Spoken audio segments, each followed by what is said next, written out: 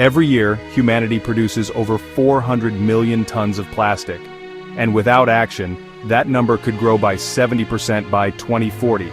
This week, in Geneva, representatives from 184 countries gathered for what could be our last chance to agree on a global treaty to end plastic pollution.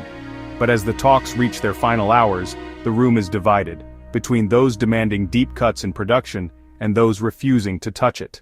On Thursday night, just before midnight, negotiators were called back into the assembly hall for a new draft.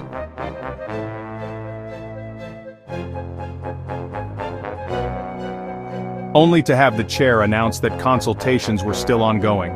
He left the stage in under a minute, and gasps echoed through the room. This was supposed to be the final day. Instead, the meeting will stretch into Friday. The stakes, whether the treaty will address the root cause of plastic pollution, production, or settle for recycling and waste management measures.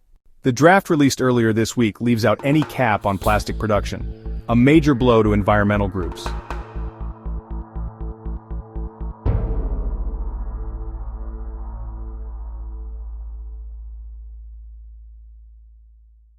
Instead, it focuses on reducing problematic products, redesigning plastics for reusability, and improving waste management systems worldwide.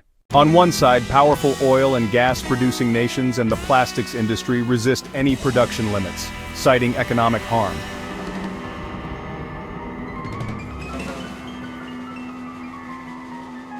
On the other, over 100 nations argue that without reducing production, we can't win this fight. Mexico's delegation believes production limits aren't realistic for this round, but still wants stronger language on sustainable consumption. Fiji rejects the idea of yet another round of talks, calling repeated travel and restating positions costly and unfair. Ethiopia says if the treaty ignores the full life cycle of plastics, it's better to have no agreement at all.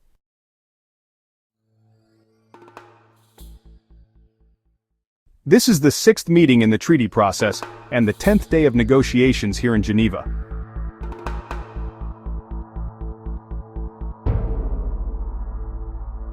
Now, with hours left, the question is whether the final text will be strong enough to matter, or so watered down that it becomes symbolic at best. Tomorrow, the world will see if Geneva delivers a plastics treaty or another delay.